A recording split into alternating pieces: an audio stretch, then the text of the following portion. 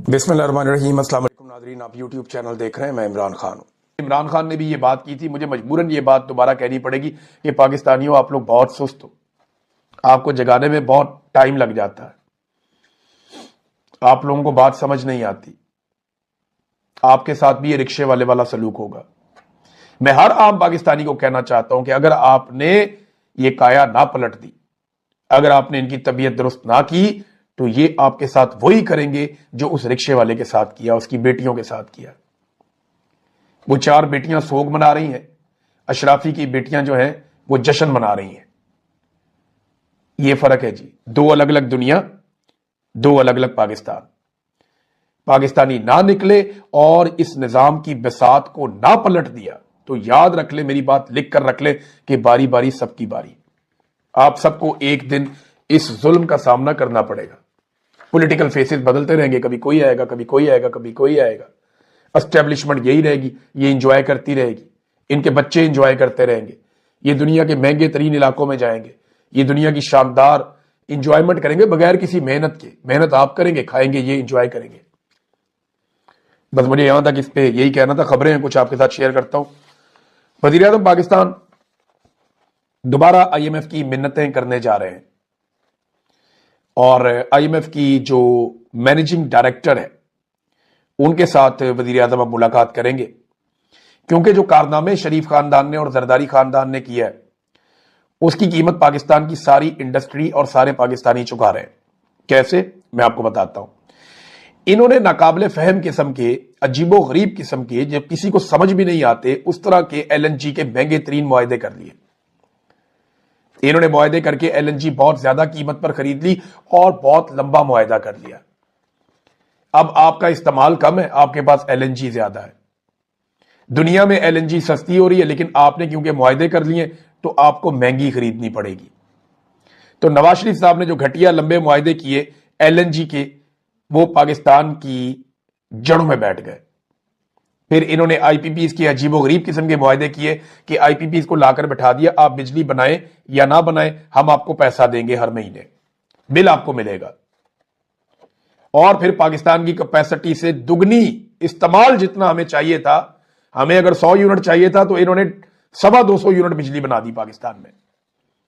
अब वो सारे IPPs फारिग बैठे, उनको बिल हर महीने जा रहा है और जा कहां से रहा है? पाकिस्तानियों की जेब से। और वो कमीशन किसको दे रहे हैं आप बेहतर समझते हैं। तो शरीफों ने और जरदारियों ने मिलकर जो एनर्जी की प्राइसेस बढ़ाई पाकिस्तान में LNG और बिजली के जरिए से, LNG के मुआहदों और IPPs के जरिए से, उनकी वजह से पाकिस्तानियों की कमर टूट गई। पाकिस्तान की इंडस्ट्री मुकाबला करने से बाहर हो गई। और अब हालात यह है कि अगर आप सब्सिडी ना दें तो इंडस्ट्री चल नहीं सकती। यानी आप अरबों डॉलर या अरबों रुपया आप देते रहेंगे तो आपकी इंडस्ट्री चलेगी, अदरवाइज आपकी इंडस्ट्री नहीं चल सकती। ज्यादातर इंडस्ट्री पाकिस्तान की बंद हो रही है। मैं बहुत मोहतात भी बात करूं तो 25 से 30% टेक्सटाइल इंडस्ट्री आपकी खत्म हो गई है। किसान आपका पूरी तरह से बर्बाद हो गया। अब बची कुची इंडस्ट्री को और कारोबारी हजरात को बचाने के लिए, देखिए सबको तो PIA तोहफे में नहीं दे सकते ना, ये सबको तो ये बड़े बड़े अपनी जो सरकारी महकमे वो तोहफे में नहीं दे सकते। बाकी लोगों ने तो मेहनत करके पैसे कमाने हैं। तो कॉस्ट ऑफ प्रोडक्शन बहुत ज्यादा हो गई, क्योंकि पाकिस्तान में LNG और IPPs वाले गंद की वजह से ये इतना महंगा हो गया पाकिस्तान के अंदर प्रोडक्शन करना कि जो सनतकार हैं वो भागना शुरू हो गए। अब उन्हें रोकने के लिए ये IMF से दोबारा दरखास्त करेंगे कि जनाब हम 2000 अरब का कोई एक रिलीफ पैकेज देना चाहते हैं सनतकारों को, हमें ये देने दिया जाए। हालात इनके पता क्या है, इन्होंने जिस नौयत के मुआहदे किए उसके बाद पाकिस्तान के साथ क्या हुआ, इसको अगर आप जानना चाहते हैं तो ये एक खबर आप देखिए कि बिजली के शोबे में 800 अरब रुपए की मनफी इक्विटी सालाना कारकर्दगी रिपोर्ट आई है। ये इन्होंने पाकिस्तान के साथ किया नादरीन। और 6 बिजली की तकसीमकार कंपनियां मुसलसल उनको नुकसान हो रहे हैं, बिजली चोरी नहीं रोक पाए ये, और सर्कुलर डेथ जो है वो बढ़ता हुआ बोझ बनता जा रहा है। इस वक्त तक जो पावर सेक्टर के कुल वाजिबात है, पावर सेक्टर के कुल वाजिबात इस वक्त तक 9.2 खरब यानी 9200 अरब तक पहुंच गए हैं। ये इन्होंने किया पाकिस्तान के साथ पिछले 15-20 साल में। जरदारी साहब आए, उन्होंने जनाब राजा रेंटल साहब तबाहियां फेर दी। उन्होंने नून लीग ने उनको नाम दिया था, फिर खुद आए, फिर भी वही काम किया। ऐसे आईपीपीएस के मुआहदे किए कि बेड़ा गर्क कर दिया, मईशत को ऐसा टीका लगाया कि आज 9,200 अरब आपको डायरेक्टली देना है। ये आपके जिम्मे सिर्फ वाजिबात हैं पावर सेक्टर में, ये इन्होंने किया पाकिस्तान के साथ। नाज़रीन, अब क्योंकि तीरा में ऑपरेशन हो रहा है तो बाजोड़ पे भी तवज्जो आएगी। बाजोड़ में पहले भी ऑपरेशन हुए हैं, बार बार हुए हैं। बाजोड़ का मामला यह है कि वहां पे बहुत कीमती मादनियात है, शानदार किस्म की मादनियात है। तो वजीर आला खैबर पख्तूनख्वा बेशक नौजवान है लेकिन बहुत तजर्बाकार है। ये जनाब गए और जाके इन्होंने बाजोड़ के पार्लियामेंटेरियंस, कौमी मशरान और अमायदीन पर मुश्तमिल एक जरगे से इन्होंने जाके मुलाकात की। और ये जो जरगा बैठा बाजोड़ के हवाले से, इसमें बहुत सारी चीज़ों के ऊपर उन्होंने गौर किया और जो लोगों के मकानात को, लोगों के दुकानों को, लोगों के कारोबार को जितना भी नुकसान हुआ है उसके अजाले के लिए यहाँ पे तजावीज़ पेश की गई। लेकिन अब बारी बारी सबकी बारी, मैं बार बार ये कहता हूं, जब एक इलाके में ऑपरेशन हो रहा होता है तो दूसरे इलाके के लोगों को लगता है कि हम पे ऑपरेशन नहीं आएगा। नहीं जी, बारी बारी सबकी बारी। जहां जहां वसाइल होंगे वहां वहां पे मसाइल आएंगे, जहां जहां पे मादनियात होंगी वहां वहां पे लड़ाई पहुंचेगी। देखें ना, वेनेजुएला में क्या था, लड़ाई पहुंच गई ना। क्यों पहुंची? मादनियात हैं, तेल है। ईरान में, इराक में, लीबिया में क्या था? तेल था ना, लड़ाई पहुंच गई। इसी तरह दुनिया में जहां जहां पे वसाइल है वहां पे मसाइल खुद ही पहुंचेंगे और यही तरीकाकार है, यही तरीका है वारदात है। अब देखें ना, यहां पे ग्रीनलैंड के अंदर इस वक्त एक फड्डा पड़ा हुआ है बेहतरीन दोस्तों के अंदर। ये वो ममालिक हैं जो नेटो के अंदर एक शानदार इत्तेहाद के अंदर रहे। इन्होंने दुनिया में जहां चाहा इन्होंने अटैक किया और जो मकासद इनको दरकार थे इन्होंने अपने अचीव किए। लेकिन आज उनके बीच में एक कन्फ्लिक्ट है, वजह ग्रीनलैंड। तो ग्रीनलैंड में क्या है? मादनियात, वसाइल। तो वसाइल के हुसूल के लिए मसाइल पैदा हो जाते हैं। अचकज़ई साहब ने चंद बड़ी इंपॉर्टेंट बातें की हैं, मैं चाहूंगा कि आपके साथ जरूर शेयर करूं। उन्होंने कहा जी, इस तमाम सूरत हाल का वाहिद हल जो है, ये कराची के अंदर क्योंकि एक तहरीक तहफ़्फ़ुज़ आईन पाकिस्तान की मीटिंग हुई तो उन्होंने कहा इस तमाम सूरत हाल का वाहिद हल जमहूरियत है। हमें ऐसी जमहूरियत चाहिए जहां छोटी कौमें भी बोल सकें, जहां इख्तलाफ राय को जुर्म ना समझा जाए, जहां नाइंसाफी घरों को उजाड़ने की बजाय इंसाफ खुशहाली लाए। नाइंसाफी भाइयों को लड़ा देती है, मुआशरे को तोड़ देती है और बदएतमादी को जन्म देती है। किसी ने दुरुस्त कहा था कि पाकिस्तान कौमों का एक कैद खाना बन चुका है, पिंजरा है, चाहे वो सोने का हो या जवाहरात से सजा हुआ हो, पिंजरा आखिर पिंजरा ही होता है। आजादी के बगैर कोई कौम तरक्की नहीं कर सकती। फिर अचकज़ई साहब ने कहा कि अंग्रेजों ने सड़कें भी बना दी थी, रेलवे भी बना दिए थे, तालीमी इदारे भी बना दिए थे, मगर फिर भी हम गुलामी पर इनको तकलीफ को इनकी समझो। लेकिन वो क्या समझाएगा, उसका अपना इदारा जो है मरियम नवाज के फ्लैक्स सीधे करने पे लगा हुआ है आजकल। तो उन्होंने क्या करना है, यानी इससे पहले हम देखते थे फौज को काम करते हुए, लेकिन अभी मरियम नवाज के फ्लैक्स फौज सीधे कर रही है। ये दिन भी फौज ने देखना था। मेरे बहुत सारे फौजी दोस्त हैं, वो बेचारे इसके ऊपर बड़े सीख पाए। मेरी उनसे बात हुई, मैंने कहा ये क्या है? उन्होंने कहा यार किधर लाके खड़ा कर दिया हमें, ये हमारा काम तो नहीं है ना, मरियम नवाज के फ्लैक्स हम सीधे कर रहे हैं, ये तो यूनिफॉर्म की तौहीन है, ज्यादती हो रही है। तो मैंने कहा ये क्यों करते हो? फिर उन्होंने कहा यार बेचारे सिपाही का क्या दिमाग होता है, वो तो जो देखता है वो उसको फॉलो करता है। वो देख रहा है ऊपर से यही काम चल रहा है तो आगे भी यही काम चल रहा है, अब क्या करें। हालात इनके ये है कि इन्होंने जानवरों के चारे के ऊपर मरियम नवाज का फोटो लगा दिया। और भाई उधर किसी कट्टे बच्चे का लगाना था, किसी बच्ची का लगाना था, गाय भैंस का वहां पे आपने लगाना था फोटो कि ये चारा गाय भैंसों के लिए आया, उधर भी चुप के मरियम नवाज का फोटो लगा दिया। भाई मस्जिद एक ऐसी जगह, औरत आगे खड़ी हो जाए तो अब नमाज नहीं पढ़ सकते, वहां मरियम नवाज का फोटो मस्जिद में भी चिपका दिया कि जनाब ये मस्जिद है, नीचे बुक कमिश्नर का और ये वो सारा लिखा हुआ है। तो मस्जिद के ऊपर भी मरियम नवाज का फोटो चिपका दिया। अपना फोटो चिपकाने का जो शौक है ना, वो ये बता रहा है कि ये लोग ज़हनी मरीज हैं, इनको इलाज की जरूरत है। इनको इख्तिदार दे दिया पकड़ के एस्टेब्लिशमेंट ने, इन्हें तो अब इस वक्त इलाज मिलना चाहिए था, इन्हें लाके इख्तिदार पे बिठा दिया। कैसी ज्यादती की है इनके साथ, और कौम के साथ उससे बड़ी ज्यादती की है। नाज़रीन एक चीज और मैं आपको बताता हूं कि ये बातें बहुत बड़ी बड़ी कर रहे हैं। सबसे पहले गंडापुर ने बढ़के मारी थी, फिर ख्वाजा आसिफ ने, फिर मुसद्दिक मलिक ने, फिर हुकूमत के और बहुत सारे लोगों ने, پھر ٹک ٹاکنیوں نے اور اس کی مالکن نے سب نے میدان میں آ کے بڑھ کے ماری تھی کہ جناب ہم یہ عوام کے ساتھ زیادتی نہیں ہونے دیں گے، یہ ہم اپنے علاقے ڈبو دیں گے، عوام کو بچائیں گے، یہ جو دریا کے اندر تجاوزات ہیں یہ ختم ہونی چاہیے، یہ جو غیر قانونی سوسائٹیاں بنی ہوئی ہیں یہ نہیں بننی چاہیے۔ کسی ایک کے خلاف بھی قانونی کارروائی نہیں ہوئی ابھی تک۔ پاکستان ڈوب گیا، پاکستانی رول گئے، غریب آدمی کی فصلیں رول گئی، چاول کے دانے آپ کے پاس نہیں ہیں اب اس سال، بیڑا غرق کر دیا چاول کی فصل کا پکڑ کے انہوں نے، صرف دریاؤں کے رستے بند کر کر کے۔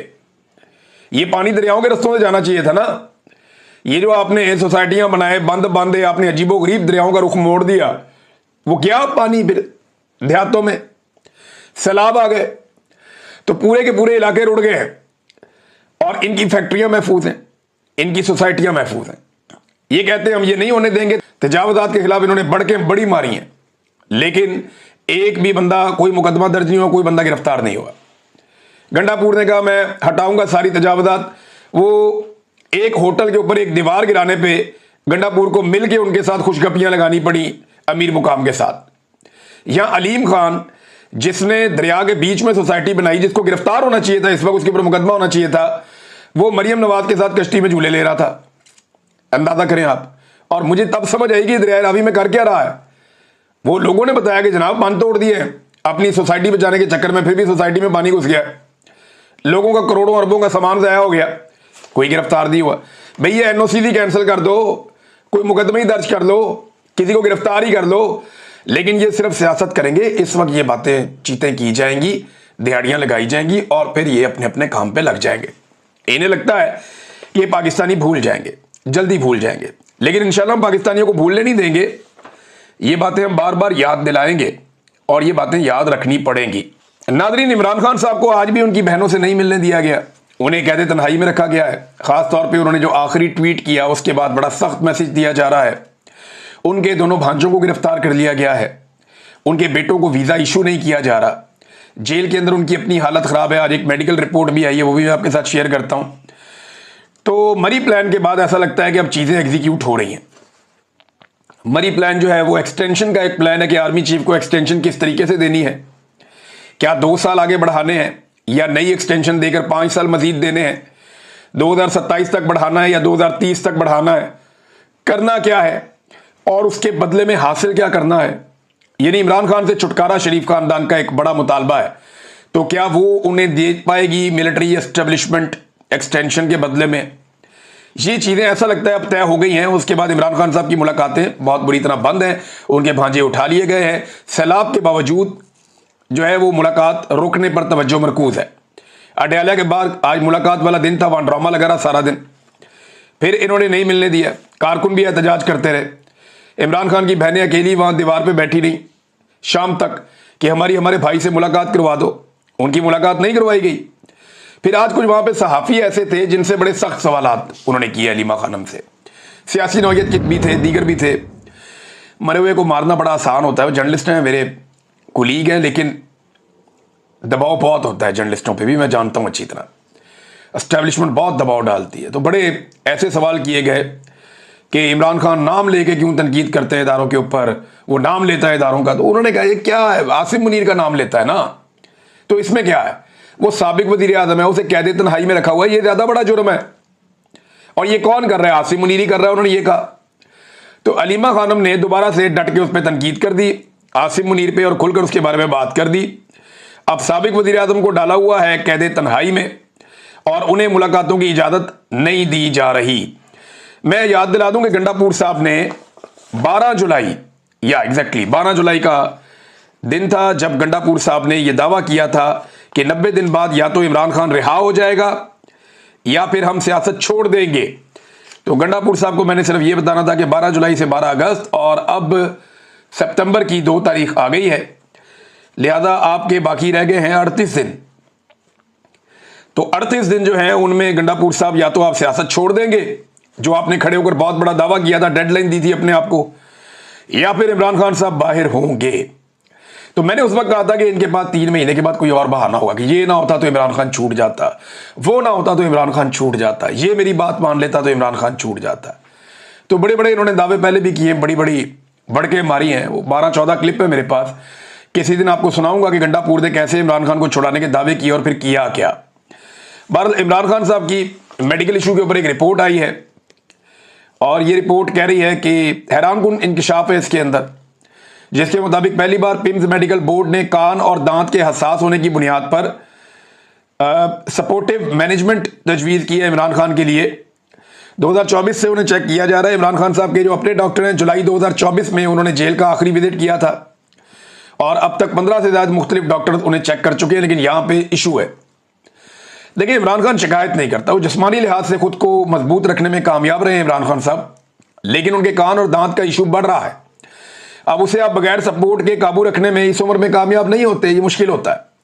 لہذا ڈاکٹر بھی اب یہ کہہ رہے ہیں کہ کرنا پڑے گا، لیکن عمران خان کی ہمت کو داد دینی پڑے گی کہ دانت اور کان یہ دو ایسی دردیں ہوتی ہیں جن کے بارے میں لوگ کہتے ہیں کہ یہ درد کسی کو بھی نہ ہو، بڑی شدید درد ہوتی ہے. جسے کبھی دانت میں درد رہا ہو نا، یا کان کا درد ہو جائے رات کو، تو اس کو آئیڈیا ہے کہ کتنا خوفناک درد ہوتا ہے. میرے کیونکہ بہت کم کبھی لیکن کان میں درد ہوتا ہے. یہ میں نے ISI والوں کو بھی کہا تھا. میں نے کہا جس دن میرے کان میں درد ہو جائے گی نا، اس دن آپ سب کو لگ پتا جائے گا، کیونکہ میرے 2-3 مہینے میں ایک آدھ دفعہ کان میں درد ہوتی ہے. تو وہ ایسی درد ہوتی ہے کہ بندہ دورہ ہو جاتا ہے. تو یہ میرے عمران خان صاحب کی میں ہمت کو داد دیتا ہوں کہ وہ پھر بھی شکایت نہیں کرتے، وہ اس طرح سے نہیں کہتے.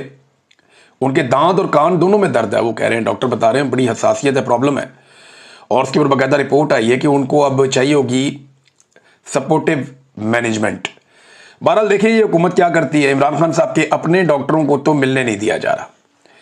اب عمران خان تو چلے پاکستان تحریک انصاف کے بانی ہے نا، یا بانی ہے پاکستان کے ساتھ یہ کیا جا رہا ہے. جس نے بھی پاکستان کے ساتھ اچھا کیا، پاکستان کی ملٹری اسٹیبلشمنٹ نے اسے نشان عبرت بنایا.